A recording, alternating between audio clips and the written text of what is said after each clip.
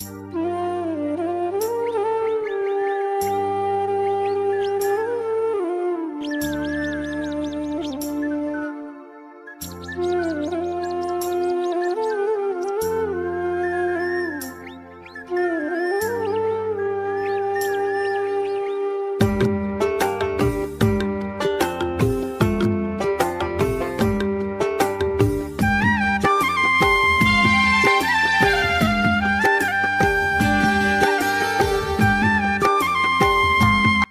Everyone, আসসালামু আলাইকুম। Welcome back to my channel. কেমন আছো তোমরা সকলে? আশা করছি সকলে খুব ভালো এবং সুস্থ আছো।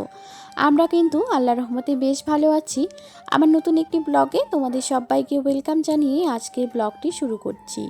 বরাবরের মতো আজকেও কিন্তু সকাল থেকেই শুরু হয়ে গেছে, একদম রান্নাঘর থেকে। সকালে উঠে আম্মু কিন্তু আজকে বাসি ঘর ঝাড় দিয়েছে, আম্মু চা করেও খাওয়া হয়ে গেছে আম্মুর। তো আমি কালকে রাত্রে বাসন মেজে রেখেছি, প্রথমে বাসনগুলো ঠিক করে নিচ্ছি। তো এখন একটু চা খাবো, চা খেয়ে তারপরে বাকি কাজগুলো করা যাবে। বরমশাই উঠে গেছে, তাই সেও গেছে মুখ ধুইতে। আমি তার জন্য চা করছি, আমার জন্য চা করছি।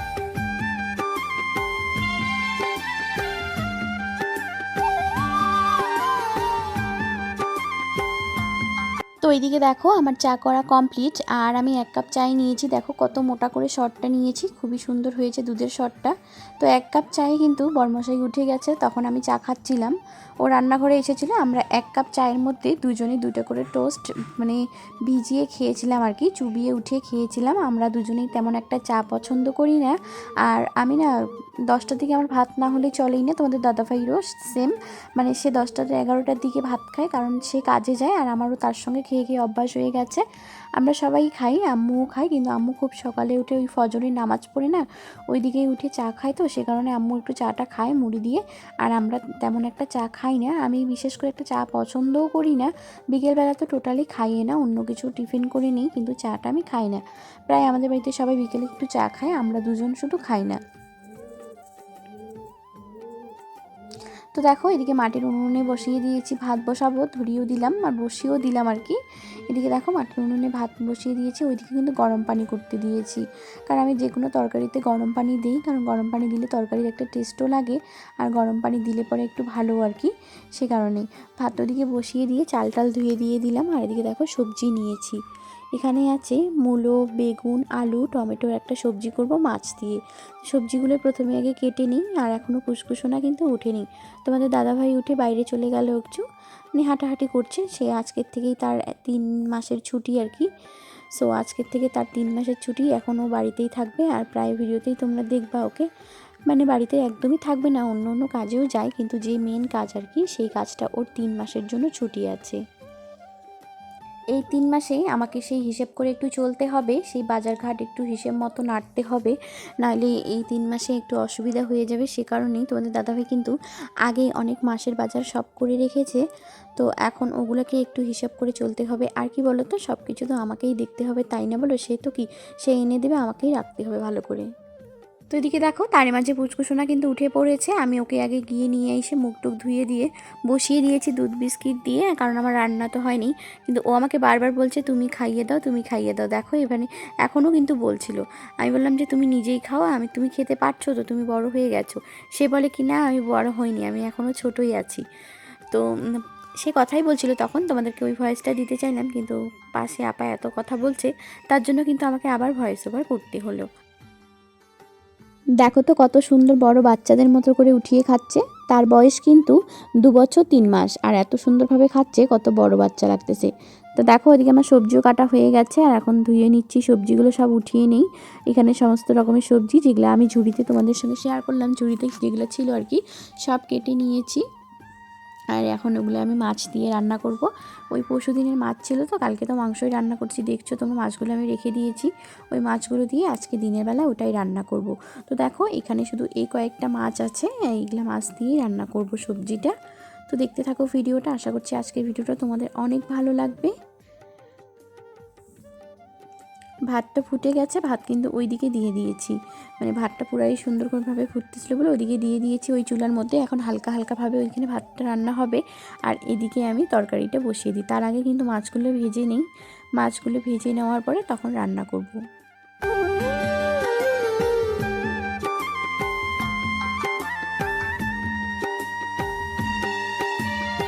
তো আমার মাছ ভাজা কমপ্লিট। এখন একটু পেঁয়াজগুলো দিয়ে দিয়েছি, মানে ফোড়নে একটু ইসেও দিয়েছিলাম, 5 ফোড়ন দিয়েছিলাম। তো দেখো এদিকে পেঁয়াজগুলো লাল লাল করে ভেজা হয়ে গেছে। তারপরে রান্না কিন্তু আমি এদিকে বসিয়ে দিয়েছি, মানে সবজিটা বসিয়ে দিয়েছি। তারপরে এখন ভাতের মাঠটা গেলিয়ে নিব। আর ভাতটাও হয়ে গেছে এখন। তো ওইদিকে দিয়েছি না, ওইদিকে হালকা হালকা করে আঁচ যায়, তো সে কারণে কিন্তু ভাতটা হতে হতে একটু সময় লেগেছে, আস্তে আস্তে হয়েছে ভাতটা। তবে কোনো ব্যাপার না, এই চুলোগুলো হলে না একটু সুবিধাই হয় জানো তো, এই মাটির উনুনগুলোতে একটু সুবিধা হয়। এখন তো এগুলাই আমাদের এদিকে সবাই ঘরে ঘরে এগুলাই করছে। এগুলো কালি টালি তেমন একটা হয় না, ঘরের মধ্যে পাকা ঘরে একটু সুবিধা হয়। আর রান্না করতেও কিন্তু খুব ভালো লাগে, একদিকে দিলে দুই দিকেই হয়ে যায়। সে কারণেই আর কি, মানে একদিকে লাকড়ি দিলে দুই দিকেই রান্নাটা হয়ে যায়। মশলার ডিব্বা কয়েকটা খালি হয়ে গেছে, এখন ওগুলো একটু ঢেলে নেই। আর দিকে দেখো প্রথমে কিন্তু লবণটা ঢেলে নিয়েছি। আর এই যে হলুদের ডিব্বাটা দেখতে পাচ্ছ, হলুদের ডিব্বা অর্ধেক আছে, কিন্তু আমি ভাবলাম যে আর একটু ঢেলে রেখে দিই। এই প্যাকেটটা এখানে আছে, আর এগুলো অনেকগুলো প্যাকেট হয়ে গেছে, তো সেখানে ভাবলাম একটা এখানে অন্তত ঢেলে রেখে দিই, তাহলে একটু সুবিধা হয়। আর আমি কিন্তু ছোটো কৌটার মধ্যে, এই কৌটাটার থেকে একটু একটু ছোটো আছে, সেই ছোটো কৌটাটার মধ্যেই হলুদটা নেই, কারণ আমাকে বারবার নামাতে হয়, উঠাতে হয়, সে কারণেই। আর এই যে মশলাদানিটার মধ্যে তো সব মশলাই রাখি, এখানে কয়েকটা পাঁচফোড়ন রেখে দিচ্ছি। আর কালকে রাত্রে না আমি যখন রান্না করছিলাম তখন কয়েকটা মশলাও রেখে দিয়েছিলাম, জিরের গুঁড়ো, গরম মশলার গুঁড়ো, ধনে গুঁড়ো, সব কিছুই এখানে রেখে দিয়েছিলাম। তখন আর ভিডিও করা একদম হয়নি। ওই তরকারিটা বসিয়ে একটু ভেজে তারপরে একটু পানি দিয়ে চলে এসেছি ঘরে। আর ঘরে এসে এখন বিছানাগুলো উঠিয়ে নিই, বিছানাটা গুছিয়ে নিই। তোমাদের দাদাভাই কিন্তু এখন, আর কালকে না আমার বিছানাটা একটু গুছিয়ে দিয়েছিল, মানে কম্বলগুলো ভাঁজ করে দিয়েছে, আজকে কিন্তু সে নেই। তাই ভাবলাম যে আমি বিছানাটা একটু গুছিয়ে নিই প্রথমে। আর পুচকুসোনার খেলার জিনিসগুলো তো নিচেই আছে, ওগুলো এখন থাক, ওগুলো আর এখন উঠাবো না, ওগুলো কিন্তু আমি পরে উঠিয়ে নেব। সে কারণে ভাবলাম আগে কম্বলগুলো ভাঁজ করে রেখে দিই। আর দুটো কম্বল না গিয়ে বলবো, দেখো এই মোটা কম্বলটা ভাঁজ করতেই আবার কীরকম টাইম লাগতেছে, মানে কোন দিকে যে কি করব বুঝেই উঠতে পারছি না, মানে মিলতেছেই না ভাঁজটা আর কি। তো আমরা 2টা কম্বল নিচ্ছি। আর এখন আমাদের দিকে প্রচণ্ড পরিমাণে শীত, তোমাদের দিকে কেমন শীত পড়তেছে অবশ্যই কিন্তু কমেন্ট করে জানাবা। তো দেখো আমি কিন্তু একবার অফ করে দিয়েই চলে গেছি রান্নাঘরে, তরকারিটা একটু নেড়ে দিয়ে এসেছি, কারণ ওই ভয় লাগে না, গ্যাসের মধ্যে রান্না করলেও ভয় লাগে আর চুলার মধ্যে রান্না করলেও ভয় লাগে। তরকারি পুড়ে যাওয়ার ভয় কিন্তু আমার অনেক, মানে মনের ভিতরে সেই গুটগুট করেই থাকে। আমি কিন্তু যখন ঘরে আসি কোনো কিছু বসায় দিয়ে বারবার শুধু যাই আর চেক করে দেখিয়ে আসি যে কেমন কতটা পানি আছে, সে কারণেই আর কি গিয়েছিলাম একবার। তারপরে আবার এসে দেখো বিছানার সঙ্গে লেগে পড়লাম, বিছানাটাকে আগে ভালো করে গুছিয়ে নিই।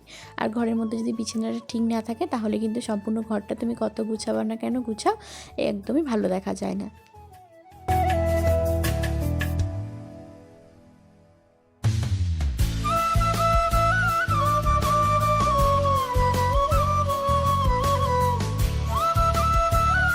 এই যে ঢাকা কতগুলো নিচ্ছি জানো তো বন্ধুরা, বুঝকোশোনা না একদম ঢাকা পছন্দ করে না, ওকে ঢাকা দিলে পরে ও ফেলে দেয় বারবার, কারণ ও ঢাকা নেয় না। সে কারণে ওকে ভিতরে আমরা এই ক্যাথাটা দেই, তাহলে ও একটু মানে নিবে আর কি। আর নিলে তো একটু সব ঢাকা টাকা সবই ফেলে দেয়, আমাদেরকেও একদম ইসে করে দেয়।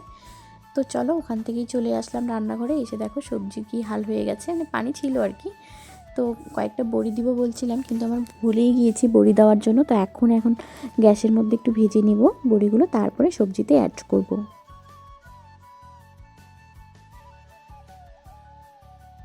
আমার এদিকে ভাজাও কমপ্লিট, লাল লাল করে ভাজা হয়ে গেছে। তারপরে রান্নাবাড়া খাওয়া দাওয়া সব কমপ্লিট। এখন দেখো কতগুলো বাসন বের হয়েছে, সমস্ত কিছু একদম হাঁড়ি পাতিল সব মেজে রাখবো এখন বাসনগুলো।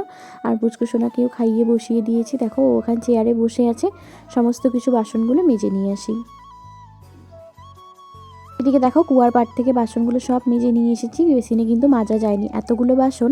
আর পানি আনতে আনতেই একদম ইসে হবে, সেই ভাবলাম যে কলের পাড়ে গিয়ে, মানে কুয়োর পাড়ে গিয়ে মেজে নিই। সব কিছু কুয়োর পাড়ে নিয়ে গিয়েছিলাম, কুয়োর পাশ থেকে মেজে একদম নিয়ে আসলাম ঘরে। এখন সব কিছু ঠিকমতো করে রেখে দিচ্ছি।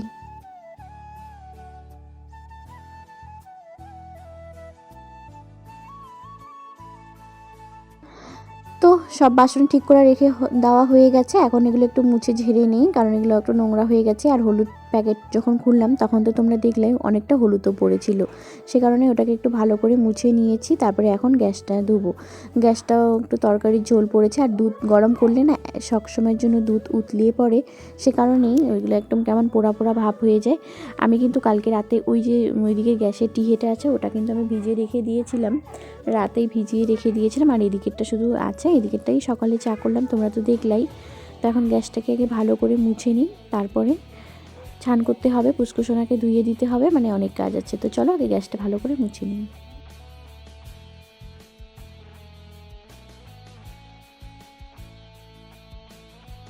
আর জানো তো এই জিনিসটা এত নোংরা হয় কি আর বলবো, তাই ব্রাশ দিয়ে ঘষতেছি। এটা একটু কাপড় দিয়ে ঘষাও যায় না, আর ঘষা দিয়েও তেমন একটা ঘষা হয় না ভালো করে, তাই ভাবলাম যে একটু ব্রাশ দিয়ে ভালো করে ঘষে নিই।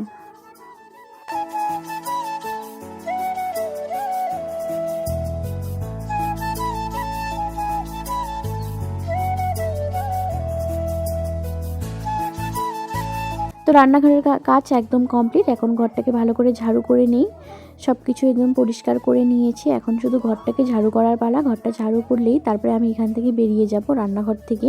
মানে আমাদের গৃহিণীদের রান্নাঘরেই কিন্তু সব কিছু, সবসময় বেশিরভাগ সময়ই আমরা রান্নাঘরেই কাটাই।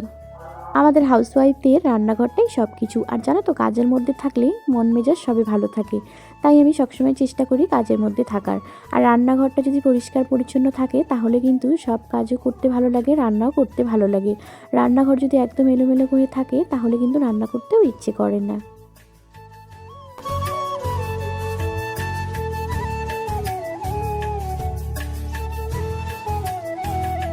ওইদিকে দেখো রান্নাবাড়া সব কিছু কমপ্লিট, রান্নাঘরের সব কাজ কমপ্লিট করে চলে আসলাম ঘরে। পুষ্কুসোনার ড্রেসগুলো এখন একটু ঠিক করে রাখবো, কারণ এখন একটু শীতটা বেশিই পড়ে গেছে। ওর মোজা, সোয়েটার, টুপি কোথায় কোনটা আছে সব কিছু ঠিক করে রাখবো। ছোটো বাচ্চার জিনিসটা সবসময়ের জন্য পাওয়া যায় না, কখন কোনটা লাগে তখন খুঁজেই পাইনি আমি।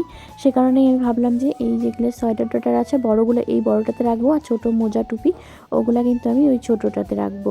সে কারণে এখন ওগুলো ঠিক করে চলে আসলাম বাইরে। আর এদিকে দেখো পুষ্কুসোনাকে তার পাপা চুল কেটে দিচ্ছে মেশিন দিয়ে। আর দেখো তো আমার ছেলেটা কি সুন্দর চুপটি করে বসে আছে, তোমাদের দাদাভাই ওকে চুল কেটে দেয়। যখন থেকে ওর জন্ম তখন থেকে ওই ছোট্টবেলাতেই তখন ন্যাড়া করে দিয়েছেন, তখন শুধু একটা লোকের কাছে তারপরে। তো আজকের ভিডিওটা এখানেই শেষ করছি। ভালো লাগলে লাইক, কমেন্ট, শেয়ার এবং সাবস্ক্রাইব করে দিও। দেখা হচ্ছে নেক্সট কোনো ভিডিওতে। ততক্ষণের জন্য সবাই ভালো থেকো এবং সুস্থ থেকো। সবাইকে আল্লাহ হাফেজ।